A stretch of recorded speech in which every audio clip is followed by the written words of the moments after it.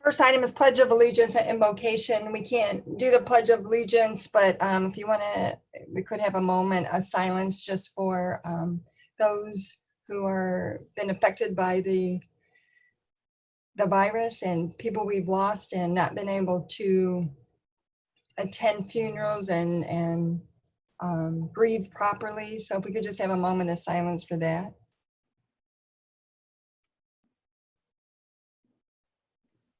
Thank you. The next item is a public hearing. The first public hearing, I'm going to declare the public hearing open for the creation of Neighborhood Streetlight Special Assessment District, which is for the cameras. I would like to declare that open. Are there any residents in the Special Assessment District for Crystal Pond on the Zoom meeting? There's one hand raised. Let me get to it.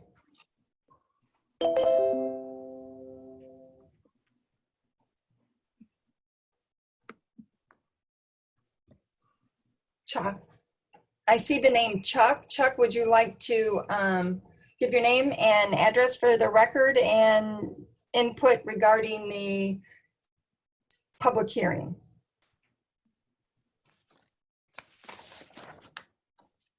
Do I have to unmute you? Working with it. Can you hear us? Yes, we can. Okay. Okay. Charles Rutkowski, and my address 10347 Swan Lake Circle. Okay. I'm one of the members of Crystal Pond. Okay. And would you like to speak for or against the public hearing for the issues for the street lights, which are for the cameras? It's sort of for and against. The last couple of days, I've been getting people who were thinking, well, they didn't want to, they think they were paying for Lombardo's security system. It would be just the Lombardo stuff that they were watching, and they did not think they should be obligated to pay for it. Me, I'm sort of in favor of it. But it's been the last 3 or 4 days since we've gotten closer to the meeting that I've had about maybe 3 or 4 people complain about it. Okay. And I had one more question. Will people here in Crystal Pond be able to access the video feed to look at it, or will this just be for the police department? Historically, it's been for the police department only. Okay, thank you. Are there any other comments from residents who live within this Crystal Ponds development?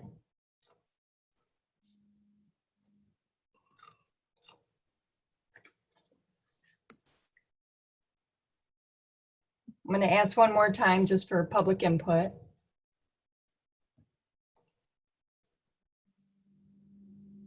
I had one letter to read, or one comment that was sent. Clerk Rowe. Yeah, Sakina Arrington sent in an email today, late today, 5:36, and stated that she's opposed to them, and it was kind of the same thing. So there's probably some kind of misunderstanding, because I mean, I'm not saying, because she talked about Lombardo and being Lombardo's security system, but you know, Lombardo's not going to be there forever. But anyways, but she didn't think that during this, other than that, she praised Lombardo and the job they're doing, really grateful that they've come in to take over the development, but said that during this time with the issues of lost income, she just didn't, she thought it was something that, you know, that people just couldn't afford. So she relatively, her email was against it. Okay. So that's 2 against, and maybe if there's a misunderstanding, we can send out more information to answer the questions, and we could have the public hearing. I think Chuck said he was for them. He just said other people, some were for and against. Any questions regarding it, right? What about, he had a question about the sheriff's department being the only one that could view it. And then he talked to 3 or 4 residents, but I mean, we can, I'm gonna, if there, are there any other comments from residents that live within that district? All right. Hearing none, then we'll close the public hearing. And it's at 7:06. So Clerk Rowe has a resolution, or we can have comments. It's a resolution number 2020-11 for the creation of a streetlight special assessment district, number 219 for Crystal Pond. Whereas the plan development agreement for Crystal Pond requires the installation of streetlights in the development, it is being requested of the Board of Trustees for the creation and establishment of special district number 2, streetlight district 219, for the purpose of defraying the cost of streetlight assessment, special assessments against the property especially benefited. Whereas the township clerk requested Detroit Edison proposed plans describing the streetlight improvement and the location of said improvements with an estimate of the said costs. And whereas on March 13, 2020, Brandon Farron of the Detroit Edison Community Lighting Group prepared and submitted proposed plans to install street lighting for Crystal Pond, Ypsilanti Township, consisting of 90 acres or 90 parcels, which said plans included inter alia the installation of 2 wood poles and 2 6-foot arms and 2 LED luminaries with gray housing, with the cost of said improvements being approximately, the construction costs are $3,417.27. The lamp charges for 3 years are $1,486.80. The contribution, which is the cost minus the 3 years of lamp charge revenue, is $1,931.19. And then the annual lamp charges to be split amongst the residents is $495.36. Whereas on April 16, 2020, the township clerk received notification from the township assessor that the cost of providing the 2 streetlights for Crystal Pond in Ypsilanti Township, consisting of 90 parcels, which said plans included the installation of 2 wood poles, 2 6-foot arms, and 2 LED luminaries with gray housing. The construction cost was $1,931.19. For the installation will not be included in the special assessment district and has been paid for already by the developer. Will be $5.50 per parcel for a 3-year period. Thereafter, said cost shall be estimated at $5.50 per parcel for street lighting, reflective of the current rate set by DTE as well as the current electrical usage for the year. And whereas the township clerk has given notice to each record owner of or party in interest in property to be assessed by first-class mail, addressed to the record owner or party in interest at the address shown in the tax records, and at least 10 days before today's May 19, 2020 public hearing, setting forth the district effective in the petition, place, and purpose of said public hearing to allow any interested person an opportunity to voice any objection which may be offered against creating the said district. And whereas the township clerk has also published in a newspaper general circulation the time, place, and purpose of the public hearing and the district affected thereto. And whereas the township clerk has also published whereas on May 19, 2020, the Charter Township of Ypsilanti held a public hearing to hear any objections which may be offered against creating the said special assessment district. Now therefore be it resolved that special assessment district number 219 be created for the purpose of providing 2 streetlights for Crystal Ponds consisting of 90 acres. And be it further resolved, the Township Board accepts the plans and estimate of costs as prepared by Detroit Edison for Crystal Pond consisting of 90 parcels, which said plans included inter alia the installation of 2 wood poles, 2 6-foot arms, and 2 LED luminaries with gray housing. The construction cost for that is $1,931.19 for the installation and will not be included in the special assessment district and has been paid for by the developer. And it will be $55.50 per parcel for a 3-year period. Thereafter, the cost shall be estimated at $5.50 per parcel for street lighting, reflective of the current rates set by DTE as well as the current electrical usage for the year. Be it further resolved, the township supervisor shall make a special assessment upon all the lands and premises contained herein to defray the expenses of lighting and streets. Be it further resolved, the township board shall herein annually determine on or before September 30th of each year the amount to be assessed in said district for lighting said streets and shall direct the township assessor to levy such amounts therein. And be it further resolved that when the special assessment roll has been prepared and filled in the office of the township clerk before said assessment roll has been confirmed, the township board shall appoint a time and place when it will meet, review, and hear any objections to the assessment roll. Be it further resolved, the township board shall give notice of said hearing and filing of assessment roll in the manner prescribed by the statute. I would so move adoption of resolution number 2020-11 for the creation of a special streetlight assessment district number 219 for Crystal Pond. Support Eldridge. We have a motion and support to approve the creation of the special assessment district. I'm a little concerned. Board members, do you have comments? I'm just a little concerned because I think people may have attended the meeting if it wasn't via Zoom. And we don't have to make a decision on it yet. But just out of courtesy, I heard Resident Chuck state that there's 4 or 5 other people that he talked to. And I would just like to clarify, what the issue is about. And the street lights also have to be created within the district.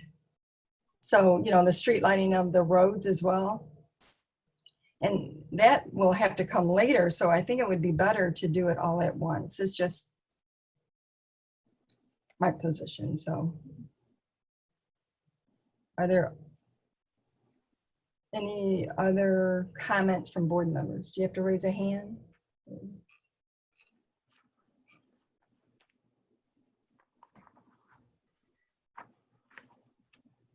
Any other board member? I don't Madam see Chair. hands for board members. Madam Chair, Yes, Treasurer Doe. I sort of agree a little bit about at least being able to have those 20 residences there at least voice their opinion. I sort of agree that right now they're just putting the poles up for the cameras, and then you're right, they have to go back in and do a district internal into the development. With this virus and everything, I'm just wondering if everybody's really getting all the information they're supposed to be getting. And I'm sure the clerk has sent out paperwork to everybody in that district. But I'm not, I don't know. I haven't talked to anybody other than just listening to Chuck and the email that Karen read. But if it's not deemed to have to be done, in the next 30 days or something, I don't know why we couldn't wait until we are back to where we can have our public meetings and at least give those folks an opportunity to come. But that's just my opinion. Supervisor Stumble.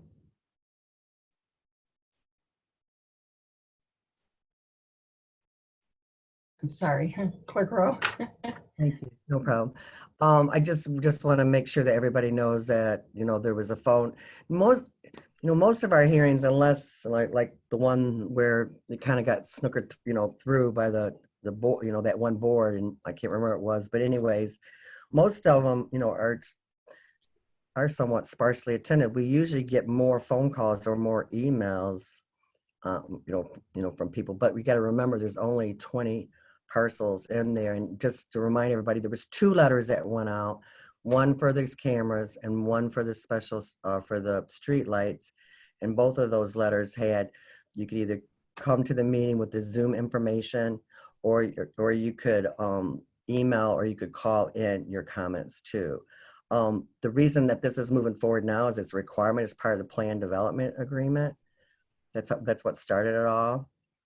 And I'm not certain, there's no street lights. They didn't require the street lights in the first development, because normally they require those to go in many times even before the houses. So Chuck, is that true? There's no street lights over there at all? Thanks, and press alternate A. Can you hear me? Yes. Oh, okay. There's no streetlights presently here, and I think only about 9 of the 20 people have computer access, and I don't even know if they know how to handle Zoom. Basically, when I contact everybody, it's usually face-to-face, or I got to make phone calls. Yeah. and it's hard to get a hold of everybody to get their opinions. I know the directors, there were 3 directors, and they agreed to the camera. And even the streetlights, I would agree, the 2 poles, but I think the 2 poles they need for the cameras, the light. Right. So these are both tied together. Supervisor Stumbo? Yes. Maybe it would make sense, just as a recommendation, maybe, I don't know if Jason could speak to it or if this was prior to him, maybe Doug or Attorney Winters or Mike Radzik, but we normally require streetlights as part of the plan development agreement. If that's the case, maybe we could just do the streetlights. That would have made sense to do that, and to do them all at once. Correct. One street light, and then, do the cameras, again, separately. So do the entire subdivision at one time. I'm assuming they're required. I can't imagine that they weren't unless, Well, they remember it went, that developer, I think he went to jail over some of the issues that they had. So it was never completed, which is why the streetlights weren't put in. But I agree with you. It makes sense to do. yeah, because then, I know assessing would really prefer that. Yes, they would. They hate having 2 different street lights, especially in something that's so small, 90 Right. parcels at full build out should be in one street light district, not another one. So would you We suggest that could actually make a motion to table and you want to schedule, or you want to wait to schedule a public hearing? We could go out to, well, we don't know when we're going to be able to have meetings, so maybe we should just wait. and then get a DTE? Yeah, we could, yeah, well, we'll take a request from Lombardo for all of them. Okay. And then we could get the plan underway, and then as we get, and just hold off the public hearing until we're having a full meeting. Is that what I'm hearing folks kind of saying they would prefer? I think that's what I heard Chuck say, that because some people had little access to computers. So I could work on having Lombardo send the plan or send the request to do the streetlight district for the entire area as required, I'm assuming, by the plan development agreement. And then we could get DT to develop the plan. And once we get the plan together and the costs from assessing, and then wait on a time, and we could set a public hearing at a date that when we know we're back in full public meetings. So no action needs to be taken on this? We just have the public hearing, or? We could just, I would make a motion right now that we table this resolution and table the next resolution until at such time that we have a full plan to do streetlights in the whole area and bring those have 2 new public hearings for That the makes- 2 cameras and for all the streetlights. Motion by Lovejoy Rowe, Support Wilson. support by Wilson. All right, we have a motion support to table this item. All in favor? Aye. Opposed? No nays, motion carries unanimously. Do you need to do a roll call vote? It's not like a rule. They recommend it if you want to. So it was unanimous. I just thought that because we were doing our meetings via Zoom that it was required to do roll call vote. It's not required. It was suggested that you can do it. I can do a roll call if everyone wants a roll call. No, that's just how we've done the last couple. That's okay. Yeah, I was thinking yeah, I'd originally said it was required, but I was wrong. It's recommended. yeah. But if the board, if it's a unanimous to table, table, I gotta do roll call anyways. You're right, Heather. Heather, Actually, you're not wrong? required you're not actually required to do a roll call on table either, but I know we always have, but you're not required under Robert's rules. We have a motion and support to table. Everyone voted in favor. We'll go on to the next agenda item. How's that? Number Okay. 4 is public comments. Public comments are limited to 3 minutes, please. And if you could give your name and address for the record. You can also speak on every agenda item. Is there any public comments? Oh, I see one raised hand, two raised hands. Joanne McCullum. Hello. Hello. Okay. My name is Joanne McCullum. I live at 1900 Tyler Road in Ypsilanti Township. And I want to thank the board members who voted no confidence for Karen Lovejoy Rowe, clerk. Thank you for supporting the residents of Ypsilanti Township and letting them know that we need to trust our officials and be able to vote fairly. And if someone desires to run for an elected official position, they are given equal opportunity. I also want to thank Brenda Stumble and Larry Doe for filing a civil suit against Karen Lovejoy Rowe in hopes that this will correct the unfair choices that Karen Lovejoy Rowe has made.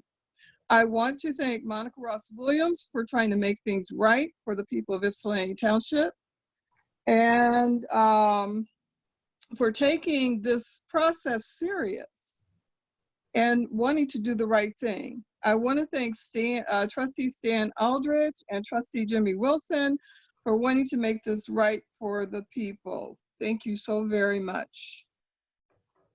Thank you. Next, we have Paul Schultz.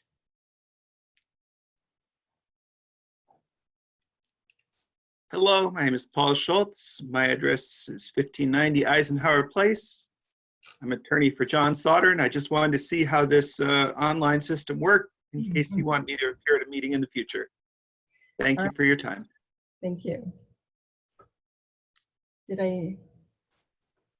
Are there any other public comments? Supervisor? I have a comment for public comments from Ms. Kaiser. She called to let us know today that she would not attend the Zoom meeting, but she wanted to put a response in for the marijuana ordinance issue. She stated that she hopes the township will extend the opt-out position so that there is more time to do research on the subject. Her message was, quote, she is for extending the opt-out position because she would rather see what's going on instead of being stuck in the mud. From Ms. Kaiser. Thank you. All right, the next item on the agenda is a consent agenda. Item A is the minutes of the May 5th, 2020 regular meeting. I would so move the consent agenda, the minutes, the statement of checks, and the treasurer's report. I wanted to do them individually. Oh, okay. Minutes of the May 5th, 2020 regular meeting. So move. Motion Rowe.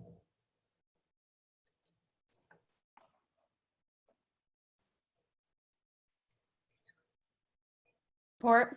We need a, thank you, support Gerald Rowe. Discussion.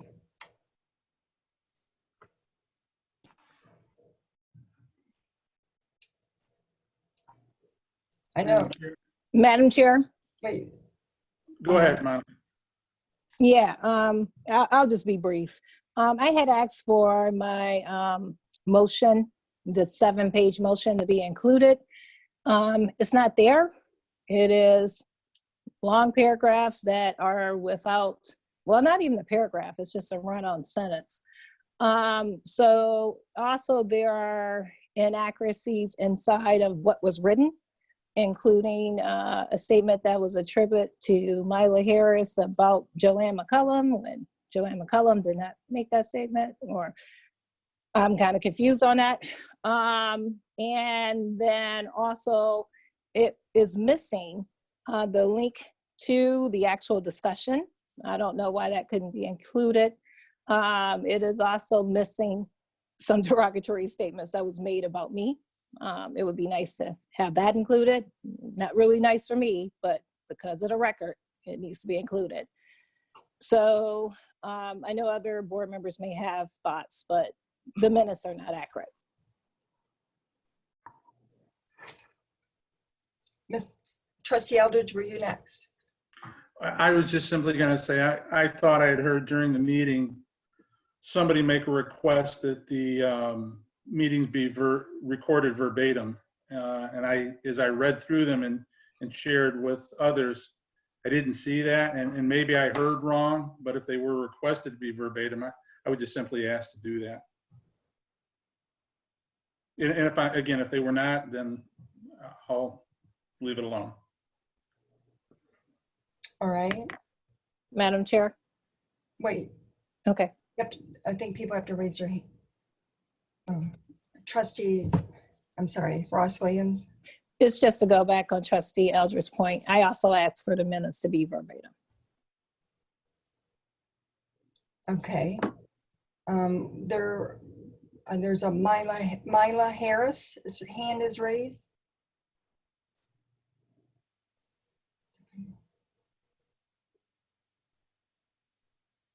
Do I have to unmute her? Hello, Okay, I'm sorry. you there? Mila. Go ahead. Can you hear us? Okay. Yes, can you hear me? Yes. Okay. I'm going to be brief. I just wanted to bring Can you up state after your name listening. for the record, please. I'm sorry. Oh, I apologize. I should know that. My name is Mila Harris. I am the Vice President of ASME Local 3451, and I am also the current Chief Steward of ASME Local 3451 Ypsilanti Township Chapter. I am also a 27-year employee. So after listening to the audio of the May 5th, 2020 board meeting under the vote of no confidence agenda item against Clerk Rowe, Clerk Rowe denied that the grievance filed by the union on October 5th of 2018 did not include nepotism. So in order to not show her true colors of collusion, Clerk Rowe stated that the grievance was because of Joanne McCullum, Angela Rogers, and Nancy Hare Dickerson helping to set up the elections. So Clerk Rowe, let's just tell the truth and stop twisting the facts. Since you cannot be honest to the residents of Ypsilanti Township, then I'll just do it for you. I would like to read a brief grievance statement that was agreed upon. It clearly just says, it is hereby agreed upon the Charter Township of Ypsilanti and the ASME Local 3451 following a Step 3 meeting held on October 25th, 2018, that grievance CK1 2018 filed by Mila Harris stating, Township Clerk, violation of Article 35, temporary employees and work rule, nepotism, personal relationship in the workplace, be resolved as follows. Township management acknowledged the action taken by Clerk Rowe on October 2nd, 2018, bringing Sarah Rowe into the clerk's office at approximately 7:30 a.m. to assist with ballot preparation was a violation of Article 35, temporary employees, and the ASME employees should have been offered the overtime. Township management has reviewed with Clerk Rowe the proper protocol when hiring temporary employees, including the proper use of poll workers versus temporary workers, as well as reviewed the township's nepotism, personal relationship in the workplace policy. And so that was signed by our human resources and the former chief steward and the clerical steward. So I just would, I'm sorry there. I said, thank you, Mila. I'm sorry, the time is. Yep, that's up. Yep, that's what I was gonna say. Thank you for your time. Thank you. Are there any other people with their, one keeps going in and out. I can't tell if it's, Lisa, can you tell if it's called nicely done? I don't know if that's a. Yeah, I do see that hand raised, and I see what you're saying also, where it's kind of flashing in and out, but we can try to unmute if you'd like and see if their connection holds up for a comment. Yeah, after what happened with the last meeting, I'm very leery, the neighborhood watch meeting. So, but you can help control that, right, Lisa? Yep, I'm on top of it. Thank you so much. I'm going to allow to talk now. Done? Okay. Please state your name and address for the record. Hello? Yes. Yes, so if you would state your name. Mom, Dad needs the Netflix password. Mom, Dad needs the Netflix password. You totally forgot to give him the Netflix password. Okay, this is, You need to shut that one off, Lisa. yes, we did. Just We muted. just did. Okay. So is there any other comments regarding this? I also Madam- asked that Madam number Chair. 5 be verbatim as well. Madam Chair, Trustee Wilson? yes, I'd like to see the minutes verbatim for this, for that item, agenda number 5 as well. Okay, so we can table them and ask for them to be verbatim if that's a, Madam Chair, yes, Trustee Ross Williams. I would also like the entire memo of my motion to be included. The 7 pages of that motion, I think, is critical to the accuracy of the minutes. Also, a link to the line item on the board meeting tape, so people, if they so wish, can listen to that for themselves.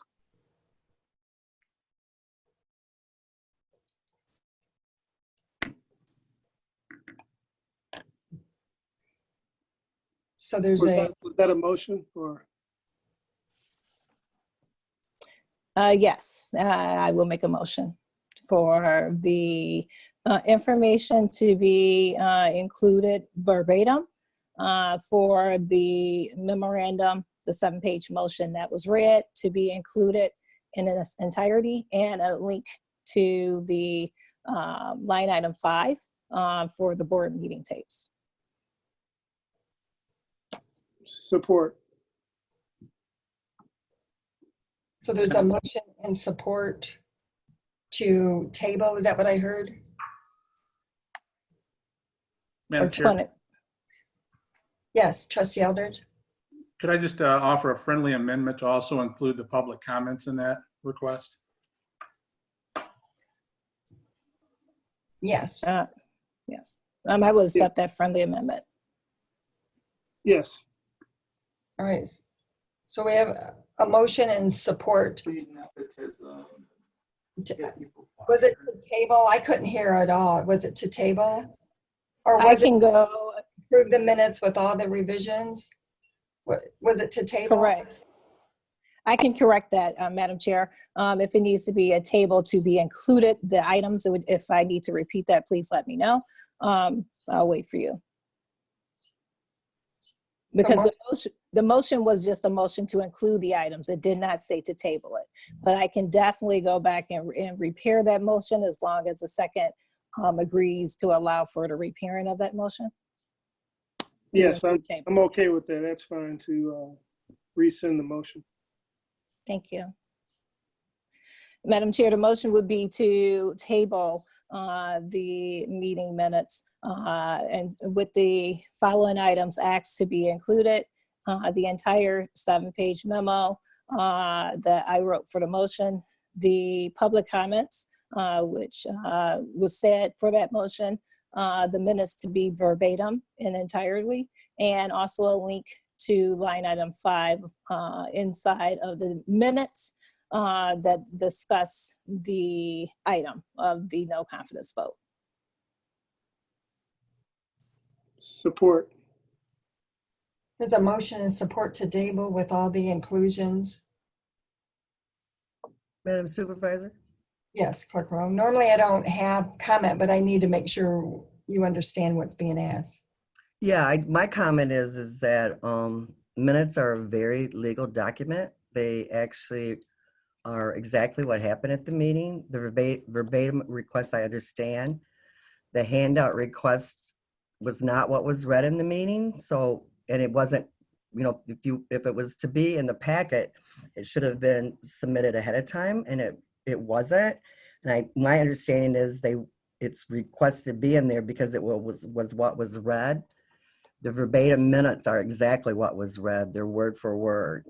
If someone wants to go through, we actually spent on that section a total of 48 hours doing that section on verbatim. If someone wants to go through and find out that there was a mistake, I'd be glad to change those. The link minutes aren't about links. They're not like, they're about what happened at the exact meeting, not about something that you want to include as a piece of information. If you wanted a piece of information included, then that should have been in the packet. And then a big concern too is when we talked about this when we went to the recording of the minutes is that, first of all, I mean, it just shouldn't have a link because a link, we didn't say, you know, there's not a link at the meeting. Unless you read exactly what that was at the meeting, then it would be in the minutes and we wouldn't have to do a link. But the links also, you know, the audio recordings can be manipulated. So they're a legal formal document. And so a link is totally inappropriate. And to add something that wasn't in the meeting, it's not there. If folks want to go through and figure out things that they think is wrong, like we normally do, I'd be more glad than go back and look at those specific tapes and to do those things. But a link can happen, and neither can a handout that wasn't as part of the original packet and wasn't actually read from totally. The verbiage that you see is exactly what was said, word for word. So Clerk Rowe, just so I'm clear, you're saying the minutes were verbatim? I'm saying the section that I was asked to do, because Stan asked the question, my understanding, I could go back and look at the beginning of that discussion or listen to that. I don't recall anyone saying, please make all the minutes verbatim. And I actually don't recall, I mean, I'm not saying it didn't happen. I did them verbatim based on a request that I got for that particular subject. So are they verbatim? The section 5 is verbatim. Stan asked a couple of things that we inadvertently left off. We just somehow just skipped those 2 paragraphs. And so I went back and added those verbatim, the questions that Stan had said that wasn't on there. I think it was just that somebody was typing, and then between the numerous drafts that were done over and over and over, I think that somehow that one just, that section got deleted. But we went back after Stan's email to me on the weekend. I spent the weekend adding those 2 sections back in verbatim. Well, we have a motion to table. Monica, I have to concur with Clerk Rowe that I don't think you can submit a statement to be included in the minutes. I have to agree on that, not afterwards. You can't do it afterwards, you have to do it before.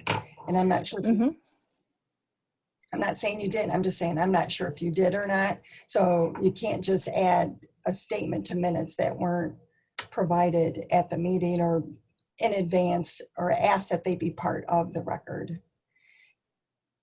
And, Madam Chair, yes. I actually did ask for them to be included as a part of the record at the end of the statement.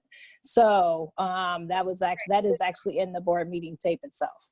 Also, basically, it was some inaccuracies were said in regards to what it is that I said. The statement that I read verbatim. In other words, the statement itself was included inside of the minutes. So I'm a bit confused by what the clerk is saying. Okay. Yeah. Well, for clarity, we have a motion on the table to for a verbatim minutes. So that's the reason for the tabling of the motion, and to also include the public comments in there as well.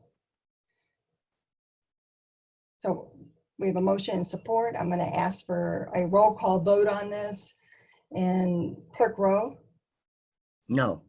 No. Yes. Wilson? Yes. Eldridge? Yes. Darrell Rowe? Yes. Ross Williams? Yes. And Stumbo votes yes. It's tabled per the conditions. The next item is statements and checks in the treasurer's report. So moved. Motion Rowe, Support. support Doe to approve statements and checks in the treasurer's report. Is there questions or comments? Hearing none, all in favor? Aye. Aye. Opposed? Aye. No nays, motion carries unanimously. Number 6 is the attorney's report. Is there any general legal update? Madam Chair, just during the discussion on Crystal Pond streetlights, I hit the raise hand icon, but probably didn't do it right. I apologize. I was just going to add for point of clarification that in 2000, the original development agreement, as pointed out by Clerk Rowe, did contain a very specific requirement of street lighting back in 2000. In fact, I'm going on my recollection, I am pretty sure that Bob George actually signed a contract to have those streetlights installed at the time and may have actually even remitted a check. This was all during the midst of what later on turned out to be a bankruptcy and then later on a criminal prosecution. So I do know, well, I'm looking at actually the exhibit to the current development agreement attaches the original development agreement requiring them to be installed on a phase-by-phase basis. At that time, everybody was using the so-called Acorn street lighting back in 2000. I'm just saying this because I do know there is extensive information about the original street light plan layout, which may or may not be relevant. And there may have been some funds that were collected originally that it goes back 20 years. Just for a point of information. Right. May not really resolve this issue, but we always require street lighting in these development agreements. Okay. The one update I would like to at least briefly discuss, because it's a major land use decision that this board actually weighed in on several years ago. And it was whether or not the township's Michigan Zoning Enabling Act was preempted by the Medical Marijuana Act. And as you recall, back in 2016, the township initiated a case against a property owner who was licensed as a caregiver and was growing 72 plants of marijuana in a residential district. Our zoning ordinance does not, at that time, did not allow it then, does not allow it today. It would have allowed that caregiver to do what she was doing in a residential district, but in an I-1 district.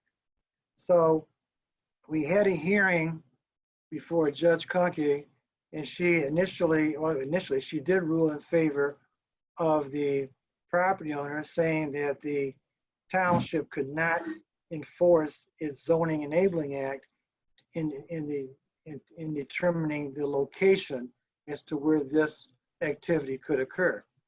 We appealed to the Michigan Court of Appeals. At the same time, other townships also appealed the same issue. Byron Township happened to get in front of us in terms of the pecking order, and the Supreme Court granted leave to hear their case. The case that was heard, and later on the township board authorized our office to file an application so we would be protected in the event the Byron Township case got reversed. Same issue in Byron Township as it was in Ypsilanti Township. But in order to make sure we protected our legal rights in the event the case got heard and reversed, we also filed an application that was pending in the Supreme Court. The issue in the Druder case was simply this: whether the township's zoning ordinance pertaining to the location of registered medical marijuana givers is preempted by the Michigan Medical Marijuana Act. And the answer is no. In other words, right now, the township does have a right to determine the location. As it currently exists, a medical marijuana person who has a medical marijuana card can grow 12 plants for their personal use. Our case dealt with the non-personal use of where the caregiver was growing up to 72 plants and servicing 5 patients. This is allowed, but it cannot be allowed in a I-1, I mean, excuse me, in a residential zone district. The reason why this is important is because it validated what we were saying to Judge Kunke, that the Michigan Medical Marijuana Act does not nullify municipalities' inherent authority to regulate land use under the Michigan Zoning Enabling Act. And the only caveat is that the township does not prohibit or penalize the cultivation of medical marijuana, which we do not, and that we do not impose regulations that are unreasonable and inconsistent, which we do not. The reason why I call that significant is that if this case had been allowed to stand, you could literally have your entire residential neighborhoods growing 72 plants or more based upon having a medical caregiver's license and a medical marijuana caregiver's license and 5 patients.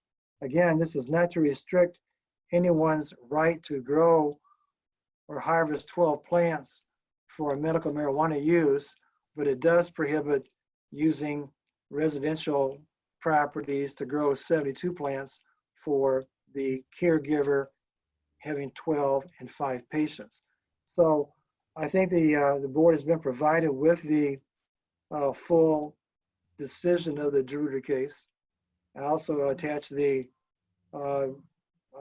previous letters and opinions in the township case.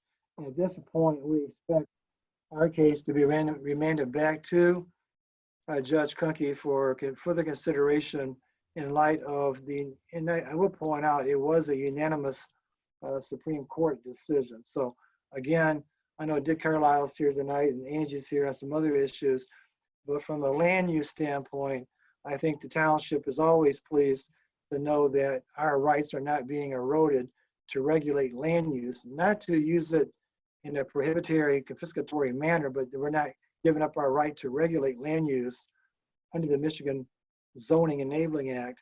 And surprisingly, some courts have felt that it was preempted, and I think other people pointed out some of the other cases, but the Supreme Court is the one that has the final word on this issue, and they have spoken, and it has validated the township's zoning ordinance by virtue of what the holding was in DeRuyter. So again, that case dealt solely with medical marijuana, not the recreational marijuana, which is also issued on the board's agenda. Just wanted to at least highlight, because that issue, if it had been allowed to be upheld, could have had a pretty negative impact upon residential neighborhoods if any number of people were allowed to grow 72 plants side by side by side by side, especially in a very densely subdivisions, especially when you have many places 40 and 50 acre, 40 and 50 foot a lot. So I just wanted to highlight that case because a lot of it's been going on for 4 years, and it's good to see that come to a successful conclusion. And I think Director Rancic has indicated that the township continues to receive complaints of this going on in residential neighborhoods, but until this final decision was rendered, we are not in a position to enforce the zoning ordinance. Now we are. So that's the so-called DeRuyter case. So that's it. Thank you. Just for a point of clarification, so do we have to go back before Judge Clunky again, or because they ruled then we can enforce it? We're waiting for the court order. The court has not issued the final order in our cases, and sometimes they'll wait until the appeal period for motions for reconsideration has expired. But we will be getting an order at some point in time directing, should be directing that the court proceed in a manner consistent with the DeRuyter case. So we'll wait and see exactly when that order comes down. But obviously, you've read the DeRuyter case, and it's pretty clear that township does have a right to regulate the location as to where medical marijuana caregivers are located. Thank you. Are there any other questions for Mr. Winters regarding that? That was a good decision. Madam Chair, just a comment. Just okay. Thank you. I just wanted to just make a comment in regards to, I'm glad that zoning, particularly the right to zone, was upheld by the court as it relates to townships. It's really critical with the zoning enabling act. Thank you. All right. The next item on the agenda is, we're under new business. Item 1 is a first reading of the resolution 2020-10 proposed ordinance 2024-90, which is an ordinance prohibiting recreational marijuana businesses within Ypsilanti Township as provided by the Recreational Marijuana Ballot Initiative 1 of 2018. And this is in regards of the sunset provision that expires in June. Do you want to have discussion on this, or do you want a motion?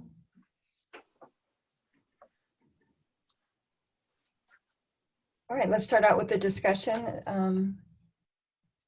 I know we have our questions, or there's questions in regards to this. Can we just get a history on it so the participants who are not here, there's attendees, 34 of them, just so they can hear the history on this?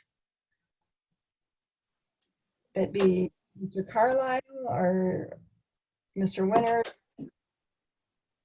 Brenda, actually Angie is here, but she's Oh. not on the Hollywood Squares. So she's gonna come in here and sit down where it says, well, now it says Angela King. So she can answer those questions. So go ahead. The Hollywood Squares. Sorry. So as you know, from my letter, which I tried to lay out the history in the letter, but just to recap, with the passage of the medical marijuana ballot initiative in 2018, the municipalities were required to decide whether to opt out of the recreational marijuana businesses, the business part of it, not the personal use recreational aspect. That is not among the opt-out, but the business aspect as to whether or not they wished to have businesses located within their communities. So the township board decided to initially opt out last year to give time for the board to gather more information regarding the issue of businesses. And because at that time there weren't any regulatory rules issued by the state of Michigan, there are now emergency rules that are in effect. And in those emergency rules, there are new definitions of the various types of businesses, which I describe in my letter. And townships, as I know you know, have the right to opt in for no businesses or certain types of businesses. They can pick and choose. It's kind of like an a la carte choice for townships. And in the event townships and cities choose for specific businesses, types of businesses, such as marijuana processors, marijuana retailers, marijuana growers, marijuana transporters, marijuana testing facilities, marijuana events, etc. The township has the right also to zone, to decide where within a township this business should be a permissible use. And then there are other issues if a municipality decides they want to opt in, which include issues such as licensing. We can, as a township, you have the right to issue licenses in addition to the state licensing, and you can decide whether you want to cap the number of businesses allowed in your community, and you can decide, if you decide to cap, what criteria you're going to use to evaluate businesses and decide if there's more than 1 or 2 applicants or a specific business, how you're going to choose among the applicants in terms of reasonable criteria. So in deciding these important issues, time is very essential because there's so many choices with the different businesses. And the majority of townships and cities have opted out for now. Of course, that choice can be changed at any time by a municipality and if they deem it suitable for their community. Dick Carlisle can talk a little bit about the zoning and planning issues, including signs and other issues that are unique for the township, and the fact that right now they are looking at our zoning ordinance and making recommendations for a comprehensive evaluation of that ordinance and different classifications of zoning districts, which add another layer of difficulty in terms of if the township would decide to opt in, then what is the appropriate zoning for each business that the township deems suitable and compatible with the interests of the township community. Okay.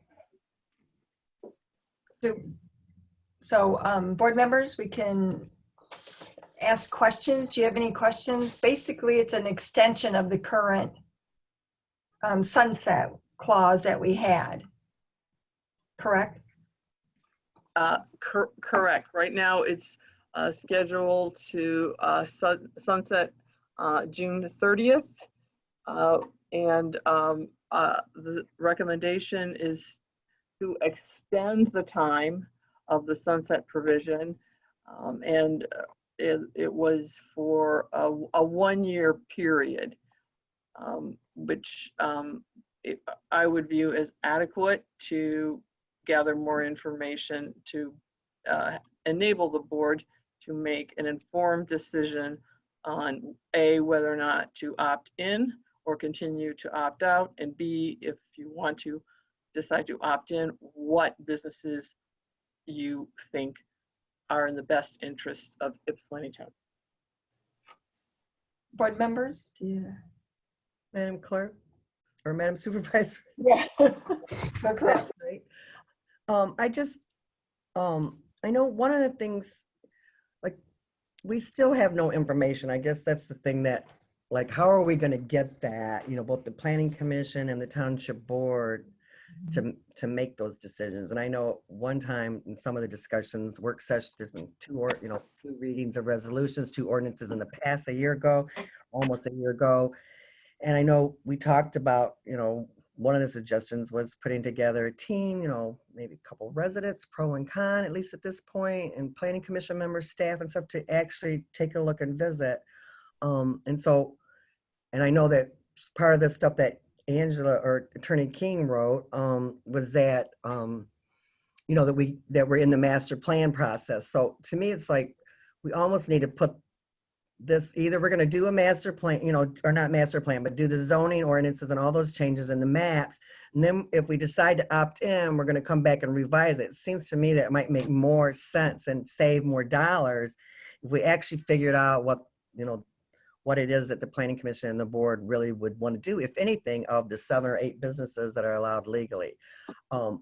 Recently, and it's in everybody's, I think maybe tomorrow, if folks don't want to come by, we'll work together and make mail out everybody's mail to them. But there's a really great MML's magazine, which is the Michigan Municipal Leagues. The entire issue is dedicated to this subject. And it's really interesting because there's a lot of folks that have done a variety of the different things, all except for nobody, I don't think, has done the on-site where you like grow and what do they call it, the microbrewery kind of option. But anyways, Adrian, Buchanan, Decatur, Niles, Quincy, Reading, Petersburg, and Sturgis have all got some form of one most of them don't just have retail, they've done other stuff too. And there's some pretty sophisticated articles and pictures of this one on, the whole issue of equity, which I know is a big deal, and how some of them incorporated that in ordinances to make sure that they hired people who were, of different, income levels, requiring people to hire, and a whole group of ordinances, including also the ones on the medical marijuana, where they specifically talk about if you're going to do medical marijuana in your home, the specific ordinances on making sure that there's not an issue with the odor, and it's very specific on exactly what they have to do. There's a huge article on the whole fire expression and all the studies that have been done and what they're requiring in the big grow ops. So anyways, it's a great article, and I would just really like to encourage us to get the information so that we're not sitting here, because I thought and I know that we ran into this whole last couple of months on this whole pandemic, and I know that we were really tied up in the master plan process itself, which was huge, but to really to get ourselves educated on what it is that's happening out there, and to see, visit a grow up and see what it looks like, and touch it, taste it, feel it, and then to say, okay, yeah, this would work in our industrial I-1 zoning, but what is it that we need? A lot of the folks that are in here said that they more than welcome visits, and and they have a lot of recommendations, things they did wrong, things they would change. So one, I encourage people to read that. And two is, can we have as a part of our resolution, maybe not this time, but maybe next time, that we'll actually put in concrete, like when we're going to do certain things, so that we're not left a year later and we're still in the same place we were a year ago, I think, unless other people got more information, because I don't have any more information on what's out there, what's available, the impact, what are other people put in their zoning ordinances. So Okay. thanks. So you'll share that MML article out? Everybody has this magazine. Here's the front of it. It says marijuana, making the right choice for your community. And like I said, it's the whole entire issue is dedicated to communities, and well, it's mostly cities, because Michigan Municipal League represents, I think, cities and villages, but those that have adopted it, and there's articles.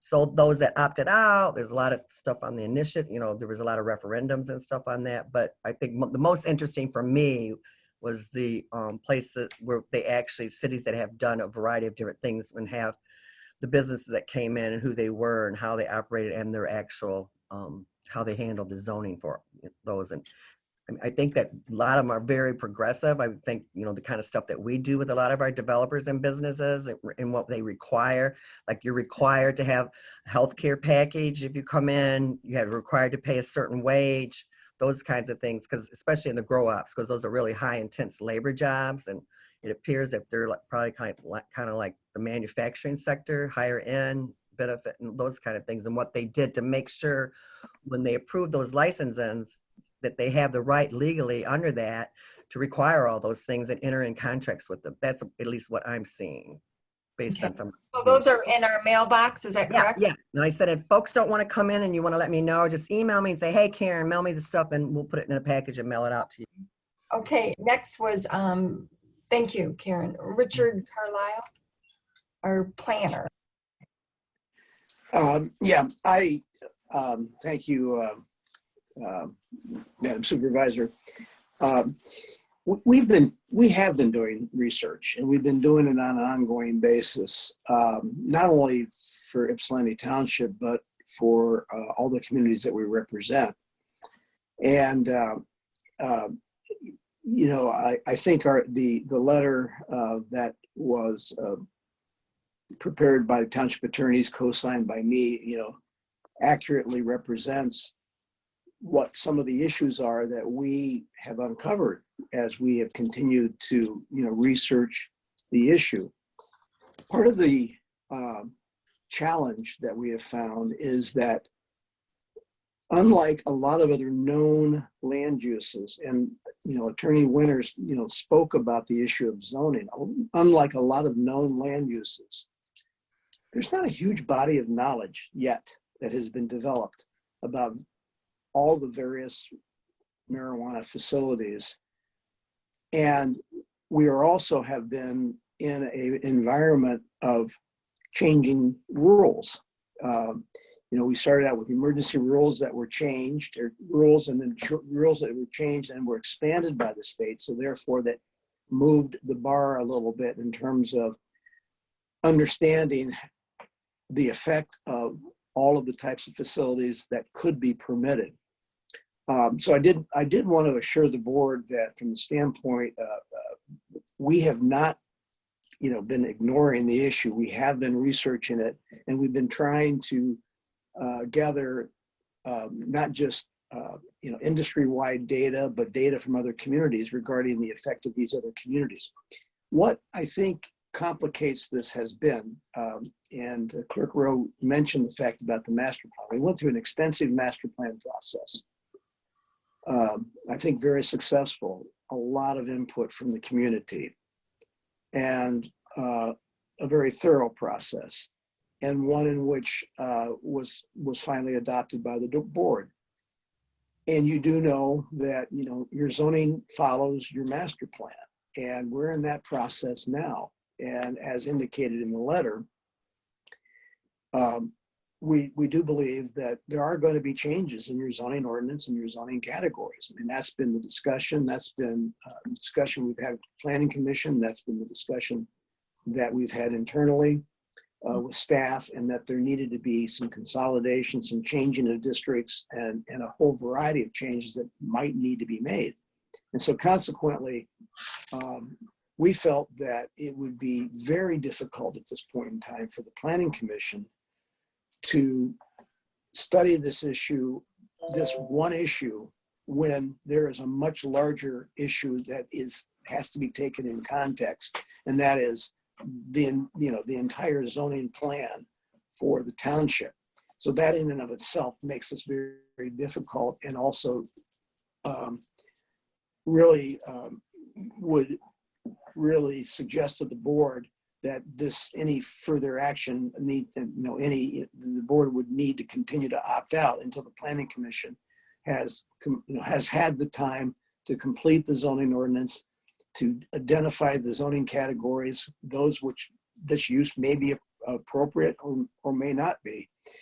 And at the same time, continue to collect data from other communities that have permitted these facilities, and what they're actually finding to be the effects to be. And I will tell you that at this point in time, there isn't a lot of data out there, simply because it's too new. I mean, I've researched in other states, I've researched professional data, professional information, and for many of the types of facilities, there really isn't the kind of data that I could come to you with some confidence and say with certainty that this has no effect, or this will have, an inordinate impact. So that's why we're suggesting that the board, continue with the opt-out provision, as most communities have done, as the vast majority of communities that we represent have done, and take a wait and see attitude.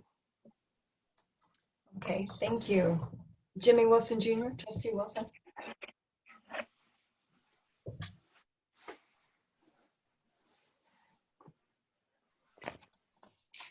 Lisa, can you unmute Trustee Wilson Jr.? Okay, can you hear me now? Yes, we can. I was just rattling away. Okay, thank you, Madam Chair. And I just wanted to say, Attorney King, you laid out a very well thought out and very detailed letter. I appreciated it, because I thought I had knew some things about the subject matter, and you definitely laid out some other businesses I didn't even think of that are out there. So I can clearly see you have been doing your due diligence to research the topic. And I definitely agree with that we do need some kind of extension, not only because of the pandemic, but because we need to give the Planning Commission time to do their due diligence as well, and potentially have some kind of public input on what we're doing regarding this subject. I'm just concerned with the optics of another year. We said last year that we would have something within a year, and now here we are going to push it out another year. I understand the logic, but if we could shorten that maybe by 3 months. Maybe we can make it a 9-month extension, just to kind of, I don't want the residents who are very passionate about this subject to think that we're just going to continue to push it back 1 year, and we're not really trying. So if we could shorten this extension, I would be okay with, and I definitely agree, we do need an extension. I just don't think another 1 year is going to look good. Okay. Thank you. Heather, Trustee Rowe, Rowe. Hey there. Thank you, Angie, for being on, and you as well, Dick. I had a few questions. Dick, you just mentioned doing ongoing research. Can you give me some more specific examples of what you've learned over the last year? I think we started discussing this actually in February of last year. Mm-hmm. Well, I have not been involved from the time that the board passed the original motion, but I was involved shortly thereafter. What I'm speaking about are really two different things. I'm speaking about researching the characteristics, the actual characteristics of the types of facilities that are permitted under Michigan law. And that means the environmental, the potential fiscal impacts, both good and bad, and the community impacts, those that affect neighboring land uses and those that affect services and utilities. And that type of research has primarily come from more professional literature. And it's been somewhat sketchy, frankly. I mean, a lot of it comes out of the actual marijuana industry. And I think you have to evaluate that carefully as to whether it's objective. Some of the most, I would say, objective information that I have been able to find has been from the American Institute of Architects, which are involved with actually designing facilities of this nature. I found a very excellent research paper done by them. So that's the first part, is the actual characteristics of the facilities and their potential beneficial or negative impacts on the community. The second part of that has been actually what other communities have been doing. And I have both met with and spoken with communities that have opted in to understand the strategies that they have developed to allow them. And I will tell you that the vast majority of those that have opted in have been very selective about the facilities that they've opted in for. It has not been carte blanche. There have been some that have and have taken a very opportunistic approach, I guess you might say, but there are many others that have taken a very extremely selective approach. And so I have done, research with those, and at the appropriate time, be happy to, to provide that information to the board about what I've found so far. But that would really characterize the type of work that we've been doing on this issue, over the last 6 to 9 months.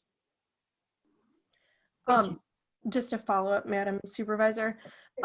So Dick, is there any information that you could provide to our board tonight that you've gained through that research, or just go into more detail about like how many, I think one of the times that I spoke with Attorney Winters last, sometimes we speak with Attorney Winters who works with Attorney King, although she is our like marijuana expert. He mentioned that you guys had been, or, we're having an upcoming meeting. So just some more like concrete information about what was discussed between you, or what kind of information we can have as a board tonight and as a community that you've learned. Well, that's obviously, it's a pretty comprehensive subject. I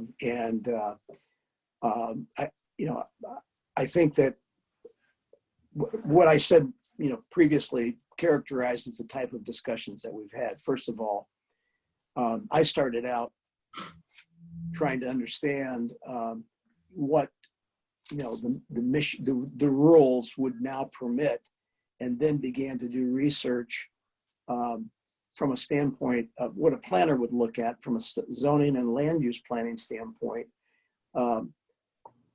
How these types of uses would be similar to or different than other types of uses that we would permit in our zoning ordinance.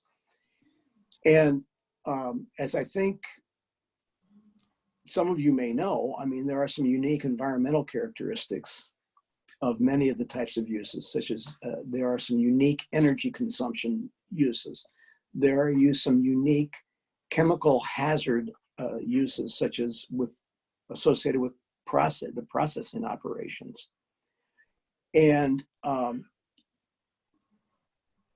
because, as I said, this body of knowledge is still young, and still very new. Most of what I can share with you would not be something that I can share with you with the confidence that I could with things that I have known about for 40 years. And so consequently, that's why even at the point in time where we can present this information to you, it's still based on a fairly limited body of knowledge about particularly things such as environmental effects, definitely the fiscal impacts. I think that was laid out pretty well in the letter, but that's still a very speculative issue in the state of Michigan. And I want ultimately you to be able to make the best decision that you could possibly make based on the best information possible. And I would have to tell you right at this point, I don't have the full body of information that makes me confident to make recommendations to the Planning Commission or to the Township Board. Now, in regards to the whole regulatory aspects, I think Attorney King did, or actually Clerk Rowe mentioned some of the things that she is aware of that other communities have been doing. And we have also researched the regulatory aspect, both from a zoning and a licensing aspect at the local level in terms of things that you may or may not want to include in your licensing ordinance, in your zoning and your licensing ordinance. Most of the zoning is fairly straightforward in the fact that you have to decide where the uses are most appropriate. Once you have the full basis of information, where those uses may be most appropriate in the zoning districts, and in what zoning districts. The licensing is much more complicated because there's most of what I have discovered so far has been done on a very discretionary basis based on benefits received to the community. And I think, ultimately, most communities that's the direction that they're heading in. So that's, that's a sort of a synopsis of a great deal of work that we've already done. But part of the thing that I think that is limiting us is that right now is that we don't have a full idea of ultimately where the zoning ordinance is going to go with zoning districts and consolidation and things of those nature. So it'd be really hard for the Planning Commission to make a recommendation to you until they have a better picture also of where that's all going to land. Thank you, Mr. Carlisle. Trustee Giro Rowe, are you finished with your question? No, thank you. I do have just a couple of other things. I was trying to gather my thoughts here. So, we talked about before, if my memory serves me right, which, it's been over a year ago, but I thought that we discussed sort of like sort of overlay for our current zoning board. Like if you guys remember the old template, like things, the overhead projectors that we had, way back when, like it's like a clear template that you place over your current map, right? And so that was my understanding of like what we were looking at, because I don't know that it makes sense to me to look at our entire zoning area if we don't even know what kind of the 6 businesses we have space for or would want here, like especially when it comes to some of the bigger research and manufacturing businesses, because we want to make sure that we're preserving our you know, our rural areas as well, and oftentimes that's where they go. But so to me, to not look at those first, we can't actually go through the zoning process to begin with. And then just a couple of other things that I wanted to mention were related to the emergency rules that Attorney King mentioned. And specifically in rule number 8, it does talk about descriptions of, you know, that municipalities have. So in order to obtain my license, if you know, a license for regular or recreational marijuana, if I understand what I'm reading correctly, they are, you know, still giving authority to local municipalities, you know, with the discretion of what regulations they may have in place. Do you have that correct, Angela? That is correct. So the state has their own regulatory criteria for licensing, but a municipality is entitled, like you say, to put another layer on there and have other requirements that must be met for licensing within a community that opts in for that particular type of business. Okay, thank you. Because I believe last year when we were discussing that, that wasn't in place yet. And so that was a big concern of every board member of, you know, making sure that our municipality maintains its right in all ways to zone and redistrict things where we see fit for our residents. And then just the other thing that I wanted to point out was under Rule 23, if you want to look at it, our emergency rules do give favor to communities who have been disproportionately impacted by marijuana prohibition.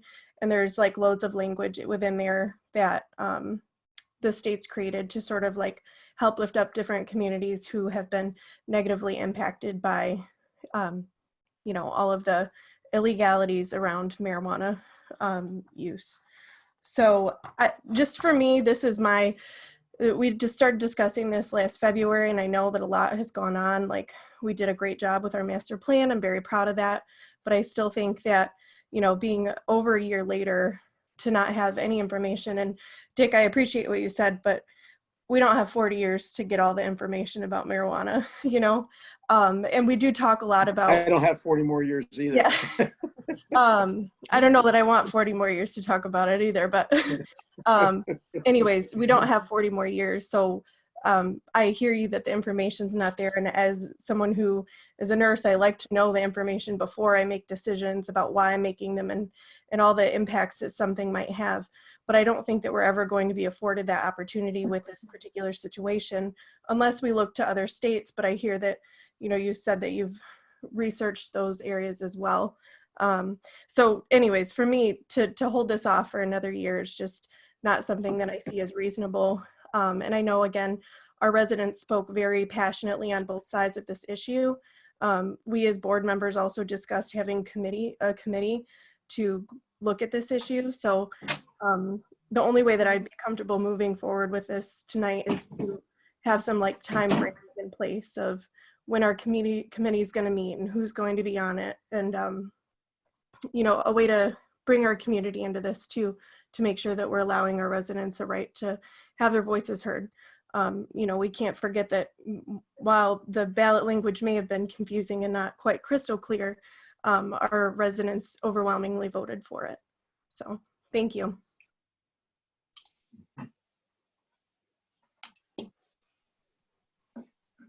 Madam Chair.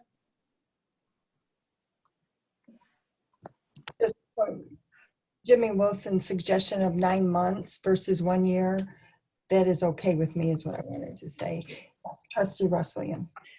Thank you. I was actually going to concur with that.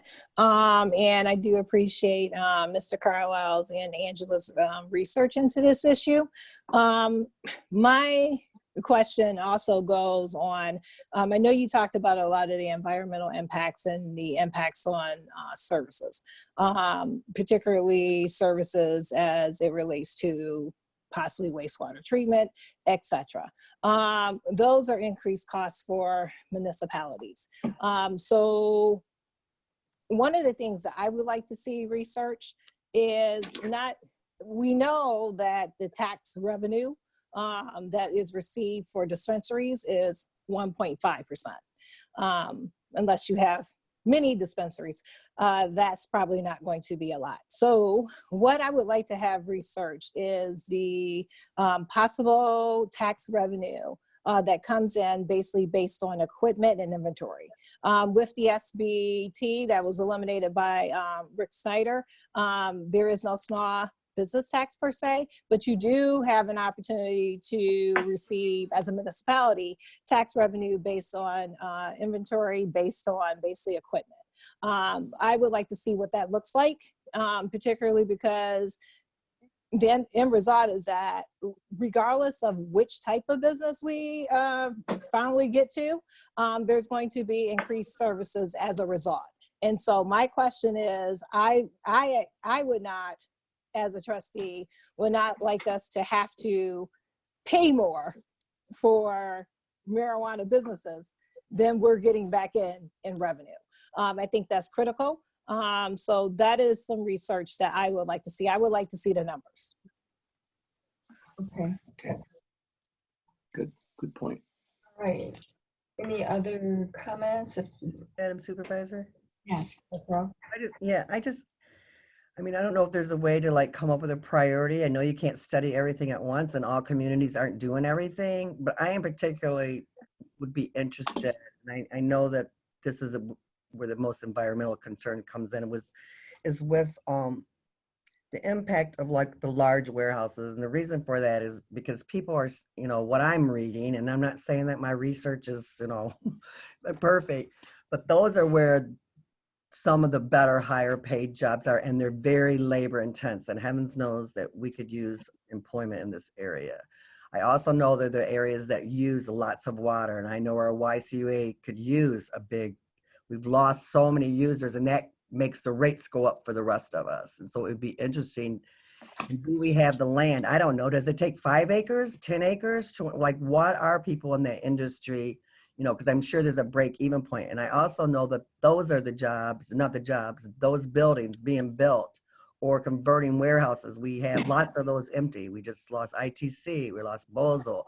I don't think anything's in the Georgia Pacific. I might be wrong on that, but we have a lot of places probably that could be rehabbed and stuff. And would those kinds of grow ops be appropriate there? And what would be that in terms of, those are normally next to like, Fort Rawsonville and our big apartment complexes, those are #1 revenue sources. Traditionally, pay a lot to our garbage and trust to all of our millages and use very, very little resources, and would help YCA in terms of all the large increases. But I also know that they probably have the largest, just like those industrial facilities have, Bozel and who's there, the largest, have no knowledge of what that is. Is there runoff waters they have to be, what are all those things that you would have to require on that? Also, I'm very interested, I know research and development is usually 6-figure incomes, chemists, physics, and they usually have the really, really small impact on the community, such as, Asahi Glass, Hyundai in Superior Township, Toyota out in York Township. So to be a facility, but I don't know, do they need acres and acres of marijuana, or do they study it in small amounts? Because I would think that would be something that would have very little impact in terms of, the use and the odor and all that, and bring in some really good high paying jobs. I think we're perfect for that. I know, actually, I have friends of friends who have folks they actually have degrees at U of M now, and that would be the ability to keep those kinds of students here. I know some people who actually graduated with graduate degrees from U of M, and that's who they're working for. It's the big, the big industry, and they're working completely on the research side, but they're not working in this county. They live in this county. They live actually in Ypsilanti Township, but they're having to drive out of the county for their employment. So I think those areas fit in real nicely with who we are, with Washington Community College, Eastern stuff, with all those folks developing new degrees in this area, not necessary.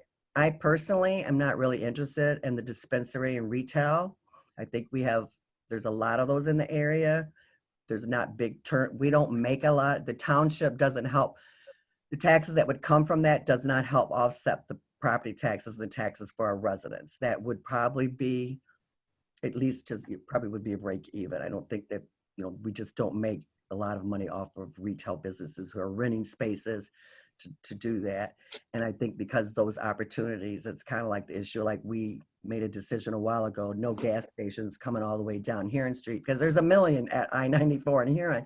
And I think that same thing is true for retail dispensaries from the medical side. I understand recreational is not there yet, but I don't know if anybody has a problem with getting recreational marijuana in Washtenaw County right now. My understanding, there's one approved in Ann Arbor, and that a lot of folks are doing mail order too from businesses in Michigan. So to me, that the payoff of that and the problems that would come with that, and when I've listened to the residents that are really opposed, they don't say I'm opposed necessarily to the job creation on the big side. And I might misinterpret that. I hear we don't want another liquor store or another marijuana.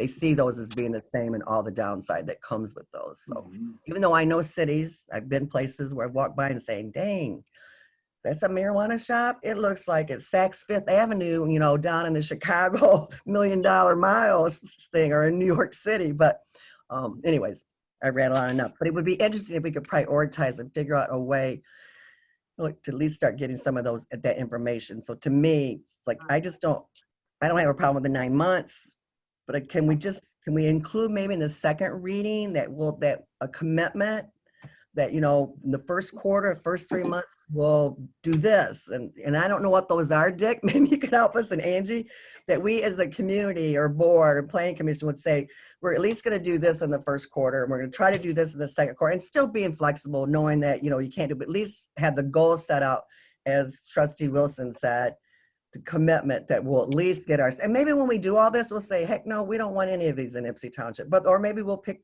2 or 3, but we've got to start the research in order to even be comfortable with, what it is. So I'm done. Thank you for listening. Thank you. So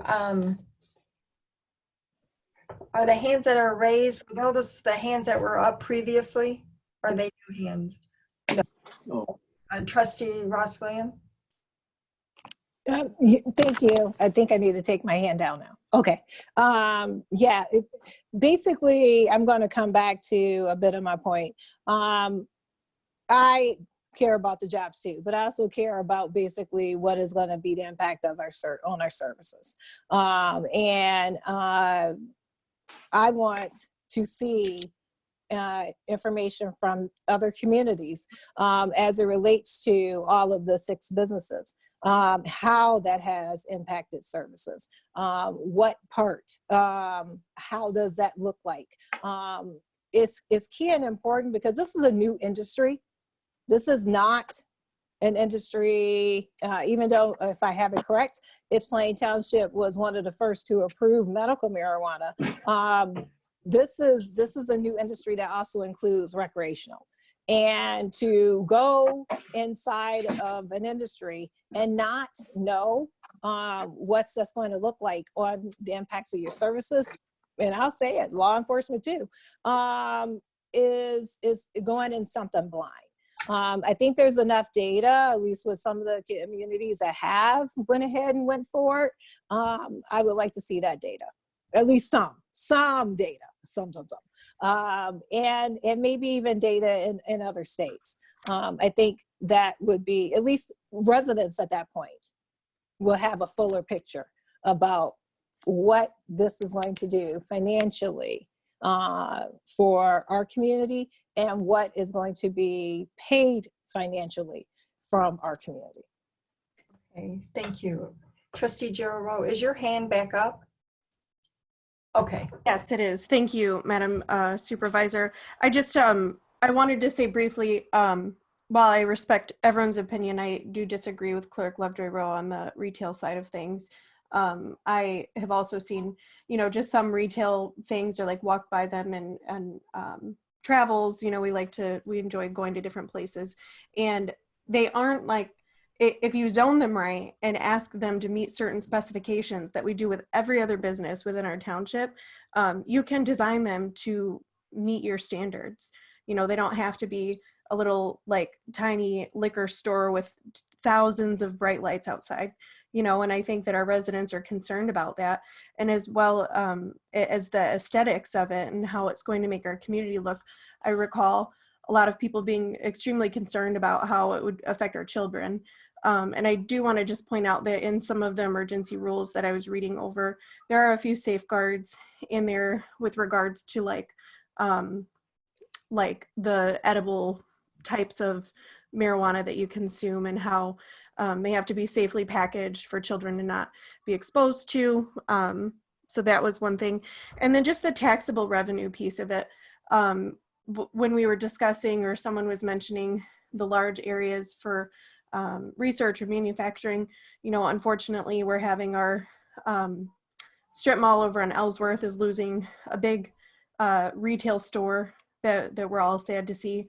Over on Holmes Road, we're losing another big retail store in that strip mall. So we do have space for things, but whether that's like a research business next or a retail store, because I don't think that these retail stores are large in size, but the manufacturing and the research piece, that could be. And then just the last thing I'd like to say is that, and again, I don't mean to beat you up over the stick, but I know that recreational marijuana started back in 2012.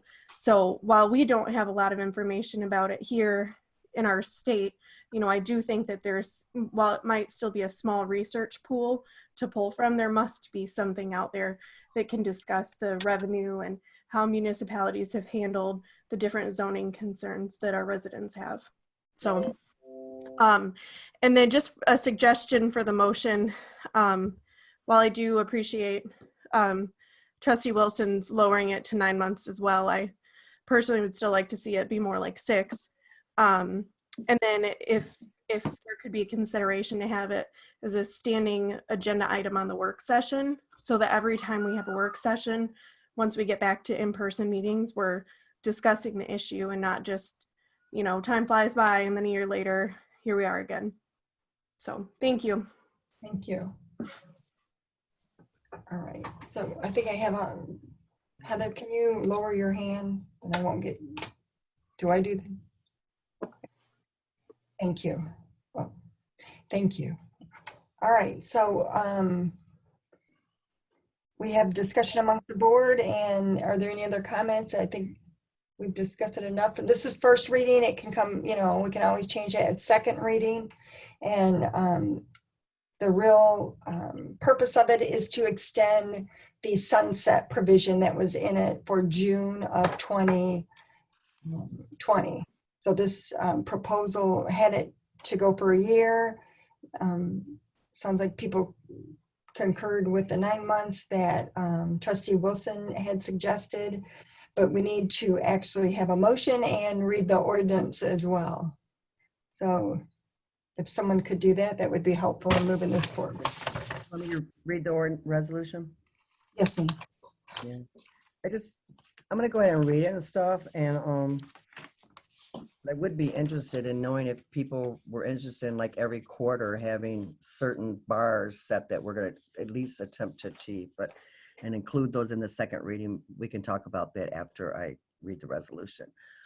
Just a question for thought. Resolution number 2020-10, in reference to ordinance 2020-490, prohibition of recreational marijuana establishments. Whereas the Michigan legislature adopted the 2018 Michigan Regulation and Taxation of Marijuana Act, and whereas the 2018 Marijuana Regulation and Taxation of Marijuana Act governs recreational marijuana, and whereas prior to the approval of the 2018 Michigan Regulation and Taxation of Marijuana Act, Michigan voters in the Michigan legislature approved the Michigan Medical Marijuana Act, initiated Law 1 of 2008, legalizing medical marijuana, and the Michigan Medical Marijuana Facilities License Act of 2016.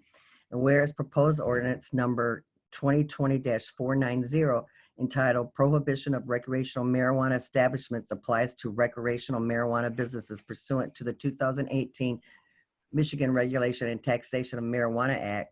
And whereas proposed ordinance 2020-490 does not affect medical marijuana patients' rights or medical marijuana caregivers' rights under the 2008 Medical Marijuana Ballot Initiative to use and grow medical marijuana.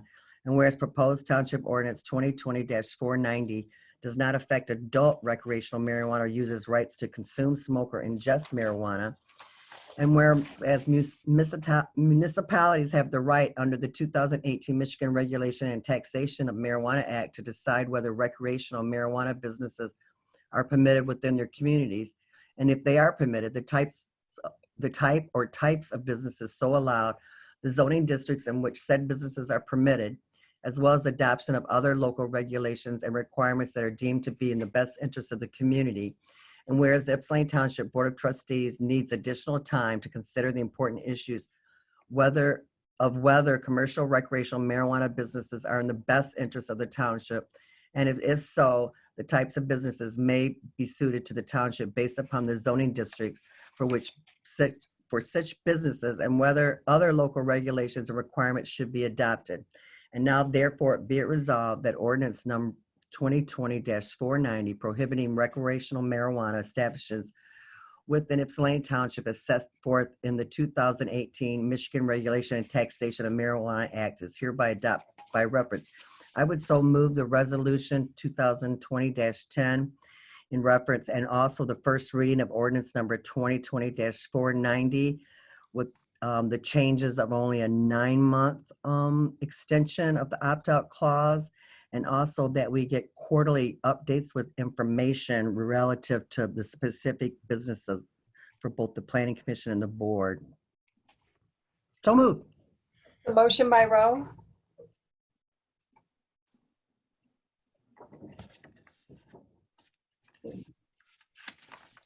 We have a motion. Do we have a support? Madam Chair, Yes. I thought that we just spoke about coming back with the quarterly updates in the second reading so we could look at that before we put it in the first one. I thought that was what was just said. Well, that was kind of my motion. My motion, because it's not there, my motion said to include those. That's what I meant to say in the second reading. Thank you for clarifying that. But I can withdraw my motion if that's preferred, and someone can make it their own motion. Well, your intent, you're saying, is to come back at the second Right. reading. Yeah, to have in the second reading, the 9 months, and also have in there, I don't know, Well, the maybe- first reading has 9 months, right? first reading is a year, isn't it? I thought you changed it to 9 months. I did, but I thought I just heard somebody say they didn't want that. Okay. My motion was first reading of Resolution 2020-10, also to approve the first reading ordinance 2020-490 with the changes to be brought back at the second reading to make it a 9-month opt-out clause, and also with language that gives us quarterly, so it'd be like 3 months, 3 different quarterly updates on information that would help both the Planning Commission and the board on the businesses that are allowed to be presented. Support. There's a motion and support. Any other discussion on this item? Second reading will come back to the township at the next board meeting. Madam Chair. Yes. I would just ask that if it could be a friendly amendment. I suppose I can live without the 6 months and go for the 9. It's not that big of a difference, but instead of quarterly updates, I would really prefer to see at each work session, it's a standing agenda item that we discuss. Just because we're about to move to our, typically once a meeting or once a month meetings in the summer. So it's just going to, we're not going to get enough information by the time we're through the second quarter. How many board meetings is that? I don't know how many board meetings that is. So I guess my ask is, would it be a, I mean, if it's not even the motion tonight, the motion tonight is to bring the changes back for the second reading. Am I understanding that correctly? Okay. Okay. So we have a motion. Is that, are you satisfied with understanding that's this is the first reading, will come back. Heather, okay. So we have a motion and support, and we're going to do a roll call vote because this is a ordinance. And second reading will come back to the Township Board. Clerk Rowe? Yes. Yes. Trustee Wilson? Yes. Eldridge? Yes. Darrell Rowe? No. Ross Williams? Yes. And Stumbo votes yes. All right. The motion is approved. We'll go on to the next item on the agenda. Number 2 is request to approve the revisions to the engineering standards and design specifications adopted and used jointly by Ypsilanti Township and the Ypsilanti Community Utility Authority. So move. Support. Motion Rowe, support Doe. I think it was Eldridge, wasn't it? Eldridge. I apologize, Eldridge. So there lots of discussion on this. It's over 200 pages. And I know that Scott Westover is here, as well as Matt Parks. Scott Westover from YCUA. Matt Parks is our engineer. And we also have Michael Radzik. And this is a very big change. It's been in the process for 2 years, I think, maybe 3.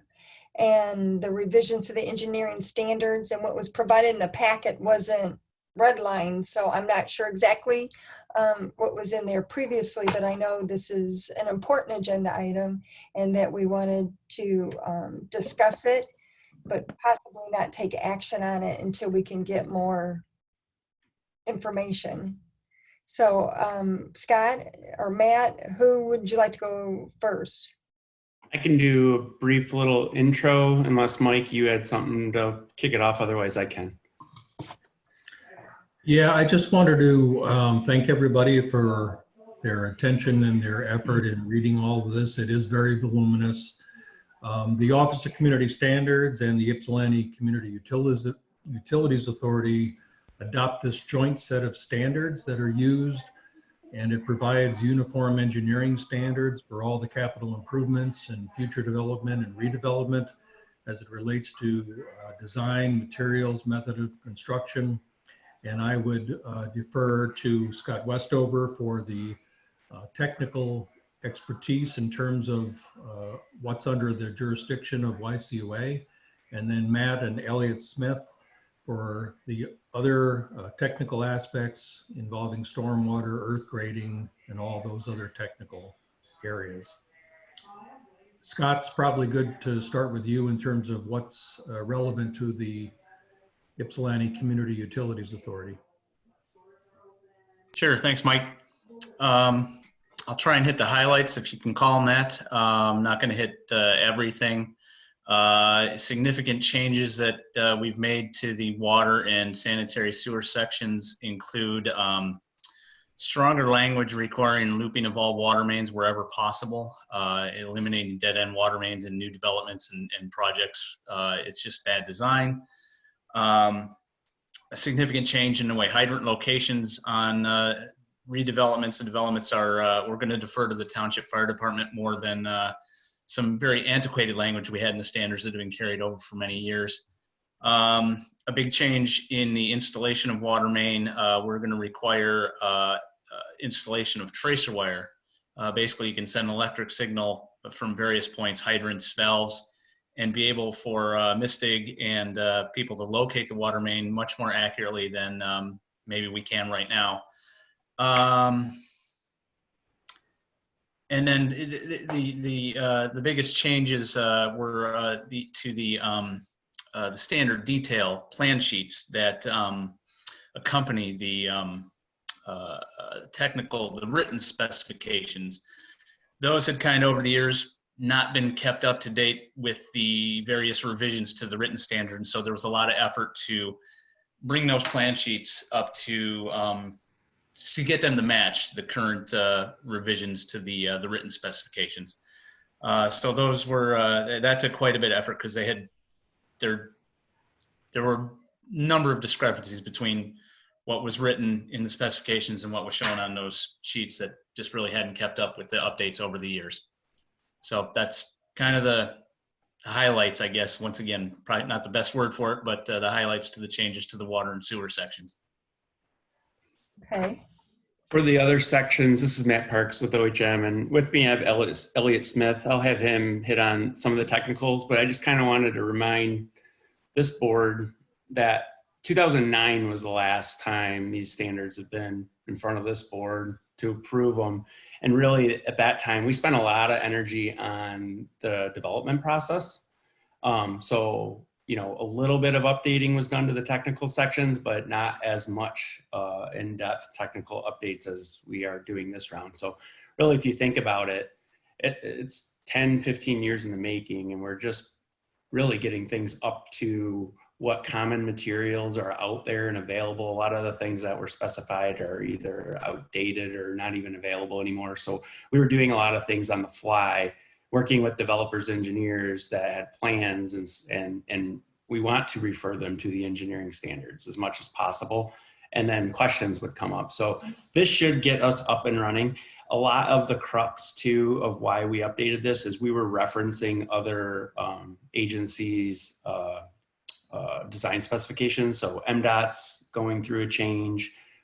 We were referencing the actual year of MDOT standards versus the most current version. We changed language in there, so this lives and breathes a little bit more smoothly. And then the big one was Water Resources went through significant change with their rules, and this gets this online with that. So without stealing too much Elliot's thunder, I'll let him chime in on a couple other sections, non-water and sewer related, that were also updated. All right, thanks, Matt. So in your packets, this is Elliot Smith, OHM Advisors. In your digital packets, you should have our May 11th, 2020 memo. I'll briefly review it, but in essence, it's an updated and refreshed kind of present day, kind of industry accepted, along with materials and methods as far as engineering details and the design language. We took a lot of the recommendations that we've been giving in the last 10 years and common practices and really just put them to kind of written standards as far as Ypsilanti Township Fire Department kind of taking more responsibility, and then also as an example, looping the water main as a standard. So in the memo that we gave out May 11th, a lot of the updates fairly minor in nature, besides what we worked with YCWA and the sanitary and water main, but updates kind of included just revising sections and appendices, updating the MDOT to 2012 standards. A lot of agencies kind of got updated. For example, DEQ became the Michigan Department of Environmental, Great Lakes and Energy. So we're just keeping up to date with all of that. As Matt mentioned, Washington County Water Resource Commission updated to the new rules. So that was a fairly significant change, and we reference a lot of that for developers to be prepared. Section 2 of the book was supplied by the planning ordinance, and that was excerpted right into, and the old section 2 was removed and added in. As far as water main design and details, for the water main, and this is going right through the memo, we added a bunch of trace wire detail to the water main design.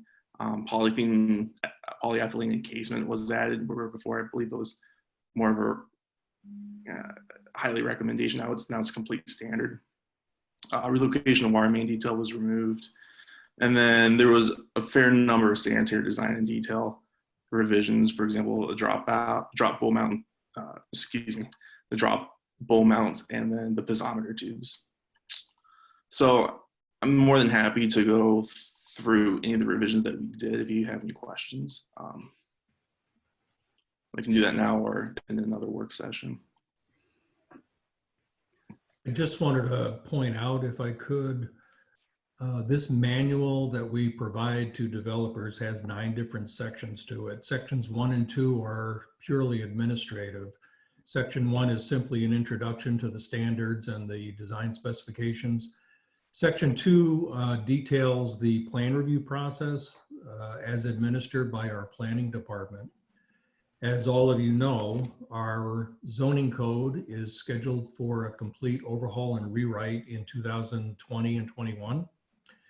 And upon completion, once it's overhauled, the as it impacts the development process, those new sections will be substituted in for section 2 of this manual. Sections 3 through 9 are all the technical specifications that you are being asked to approve. I fully expect this to be tabled tonight because it is a lot to digest, and everybody has to have a very high comfort level before it's finally approved. So what I would ask you to take a really close look at sections 3 through 9 and direct any questions or concerns you have to the subject matter experts so that they can be answered prior to the June meeting, if this is indeed tabled this evening for approval next month. Okay. Thank you for that. One of the issues that I had asked for was a red line version, so we know what was changed. That's the hardest part, unless it's a like total rewrite, because you know the devil's in the details sometimes, and I just want to make sure from the utilities standpoint, I understood what Scott had said, and I know the loop issue has been an issue for water mains, and some of the smaller business could not actually, you know, come to the township because of that requirement. So I'm not sure how different that is here, but I understood why CUA wanted that. And the fire hydrants turning that over to the fire department makes total sense. I'm not sure of the changes. I tried to read all of it. It's 240 pages, and without having a reference to go back to, it was really hard for me to totally know what I'm voting for. So I appreciate the meeting tonight just to talk about it, and I would like, you know, more time to ask questions on specific areas, at least as one board member. I think Monica Ross Williams, trustee, do you have your hand up, and trustee Gerald Rowe? Yes, I do. I have some questions. Maybe this is already a standard in Ypsilanti Township. But going back to what previously occurred, not here, but in Flint, as it relates to the sewer pipes. And basically, I'm assuming going forward, it looks like it has something in regards to anti-corrosion. I see something on page 2 about the corrosion control requirements through the means of polyurethane encasement added. So, but I guess my question is there something in the standards that would lessen the impact of corrosion getting into the sewer pipes? It may be, I'm sure it is, but it's kind of hard to find. I can try and address that. The corrosion item in the engineering standards that you're looking at right now is to prevent corrosion of the water mains from the outside. Contamination, not contamination, but certain types of groundwater will essentially eat an iron pipe if you allow it to happen. I think the corrosion you're referring to, Flint and that sort of thing, is corrosion from the inside of the pipe. Now that is primarily comes from lead pipe or lead fittings on extremely old pipe. Those materials are definitely not allowed in construction anymore of water mains. Sewer, maybe not so much. It's not an issue in sewer, but in water mains for sure. It's strictly prohibited, let me say. And so that's one issue that isn't going to be a factor in new construction or redevelopment of areas in the township or the city for that matter that we serve. I'll try not to get too far into the weeds. The corrosion control, since YCUA buys its water from the Great Lakes Water Authority, formerly the Detroit Water Department, they provide all the treatment, including the corrosion control, as part of their treatment process, where they pull it from the Lake Huron or whatever sources they have. So we don't do any treatment at all when we buy the water from Detroit. We just basically buy it, move it through the community to the various customers and contract customers in the other communities we serve. In terms of what we're doing in another parallel, and this isn't really addressing the standards because it's not a redevelopment or development item. We are under a new rule from the state I believe it was 2018, to remove all the lead services that remain in our system. We're still in the process of identifying where they are at, but they will be removed as they are identified. And I expect that will be done both on our side between the water main and the curb stop, the property line, as well as those services that used to be the property owner's responsibility from the property line into the house. We're responsible for replacing those as well. Now, I expect that's going to happen within the next 10 to 15 years, and that our system, our water services, will be lead free by then. That's my best guess at this point, because we're in a lot better shape than a lot of communities. We don't have as much lead as many others do. So, but we're still in the process of finally determining where those lead services are. So I hope that answers that question. That helps. Thank you. Thank you. Trustee Gerald?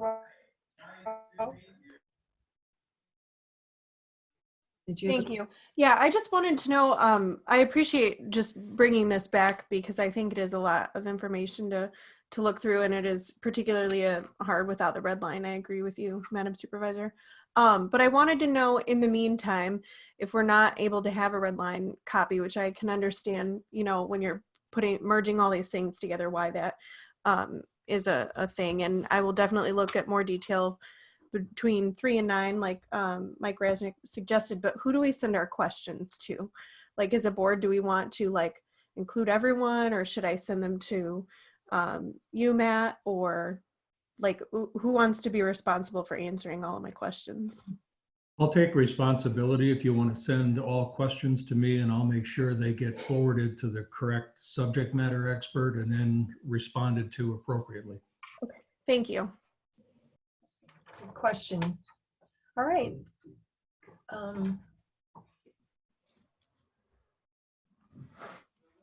So if it's appropriate now to make a motion to table, if that's what the board would like to, until we can get more information and ask questions to the next meeting. So moved. Motion. Support. Motion Clerk Rowe, supported by? That would be Guy. Thank you. Yeah. Supported by Ross Williams to table this into the next meeting, and all questions can be answered. So all in favor? Aye. Aye. Any opposed? Hearing none, the motion passes unanimously to table.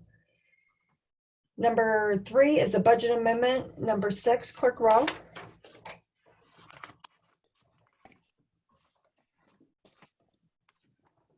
I have a motion to increase the general fund budget by $16,923 which we probably don't need to do.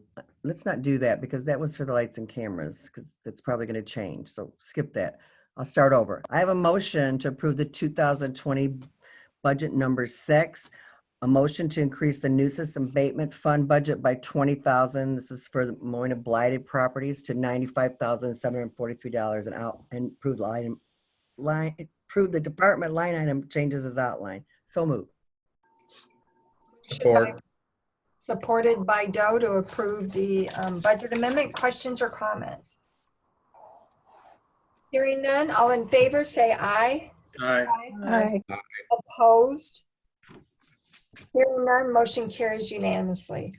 Under authorizations and bids, we have a request to seek sealed bids for emergency repair of a storm sewer pipe at Loon Feather Point Park, and allow the 3 full-time officials to approve them contingent upon the attorney, and bring the formal approval back to the board due to the emergency nature. Motion to approve. Motion Doe, support Ross Williams. Did I hear that correctly? It helps when people say their name. I'm so sorry. So we have a motion. Is there discussion? I know Mike Hoffmeister is, and so is Kevin Wilkes. Yeah. Mike, would you? Yeah, really briefly, on the southeast corner of Loon Feather Point Park, we noticed a bit of a sinkhole due to a caved-in storm pipe. We're afraid that that's going to cause some more erosion along Ford Lake, so we want to get this repaired swiftly. Thanks to Spicer Group for stepping in and assisting us with this, and we appreciate the emergency response as best we can. And in light of the heavy rainfall that we have had and continues to have, that's why we're requesting, correct? Yes. We Yeah. award the bid and if with the 3 full-time officials and formally bring it back to the board. Kevin, did you have anything else to add? I don't.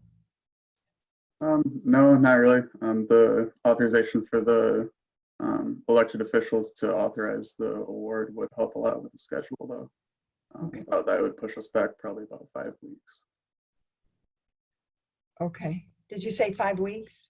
Approximately, I believe so, to make it to the next board meeting after the bid opening in order to get on the agenda. So, because you'll be in the monthly meetings at that point.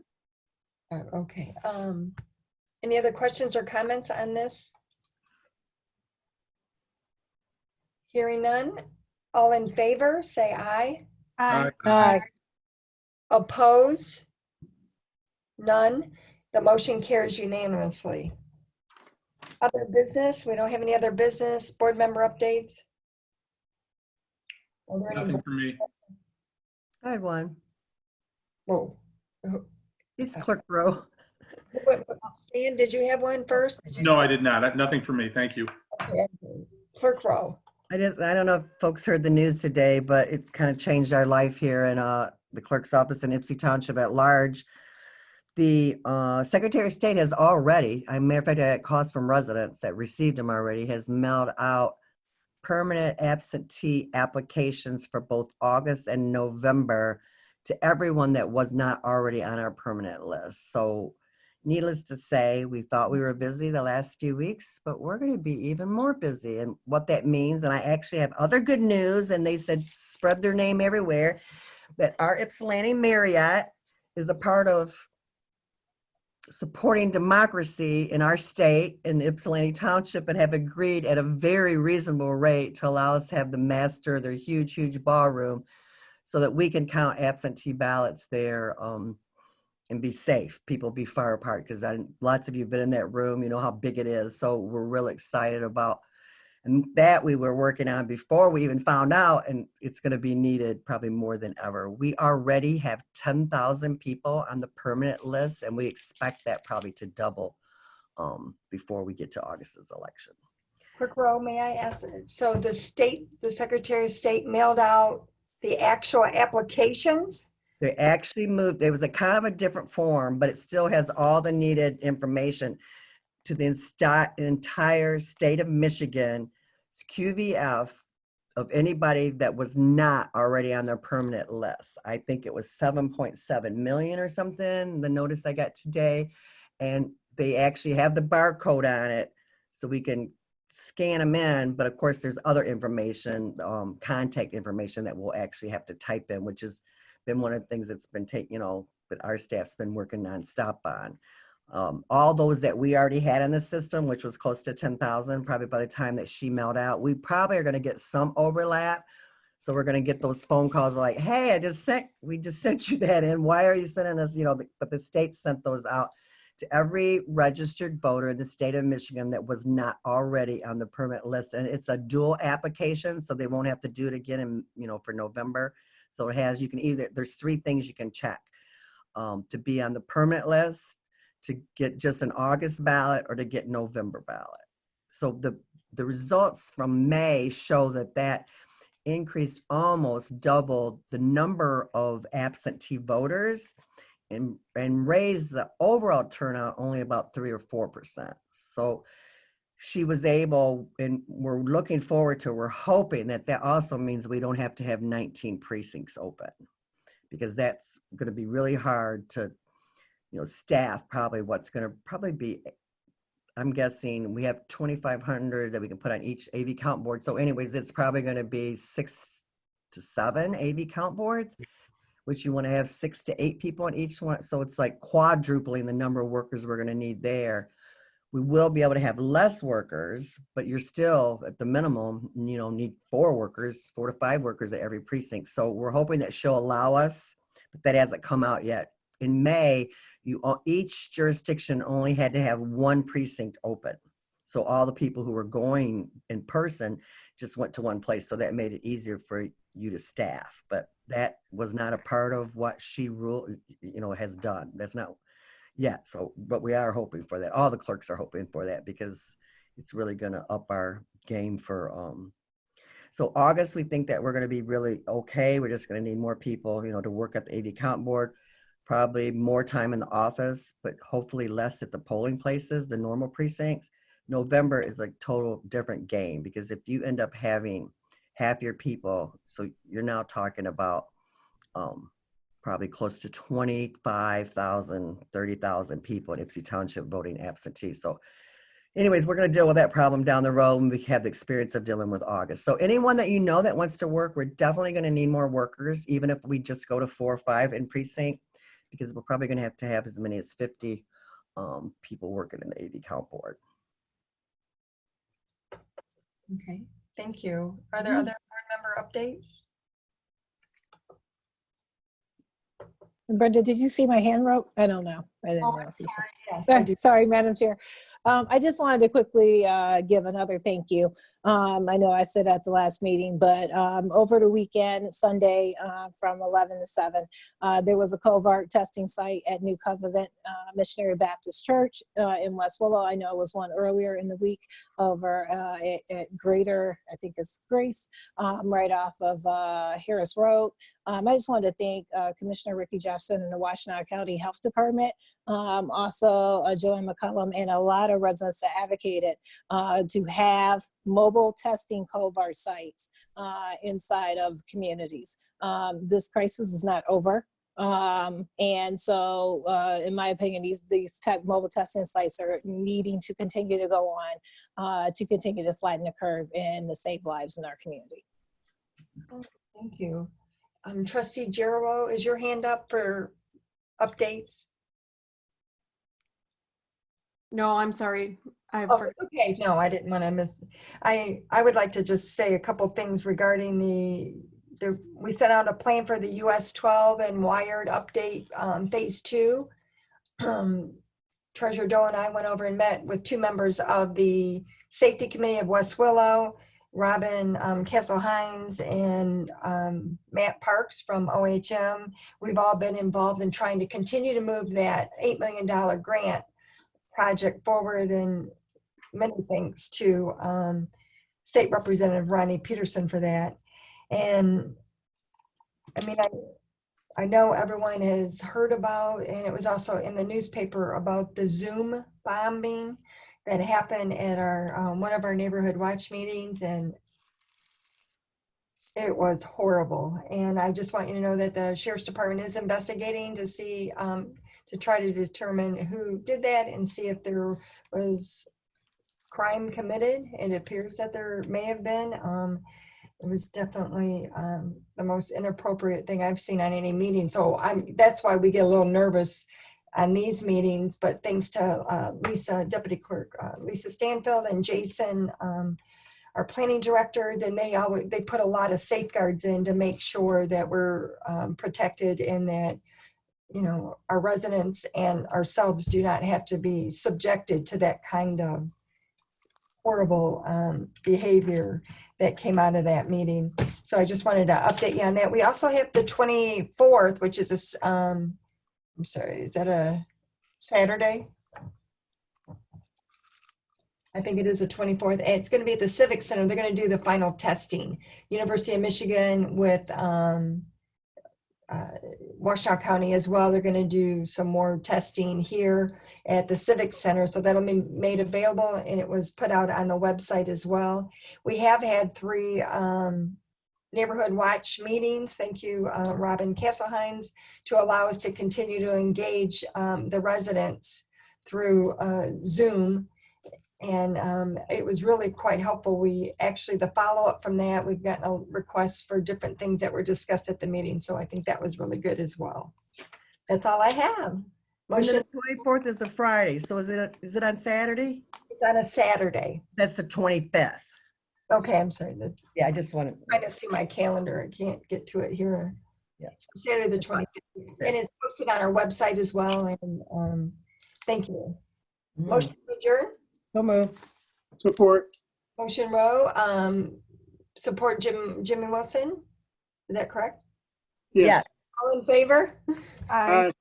Opposed? Motion carries. Meeting adjourned at 9:14. Bye, everybody. Bye. Have a great evening.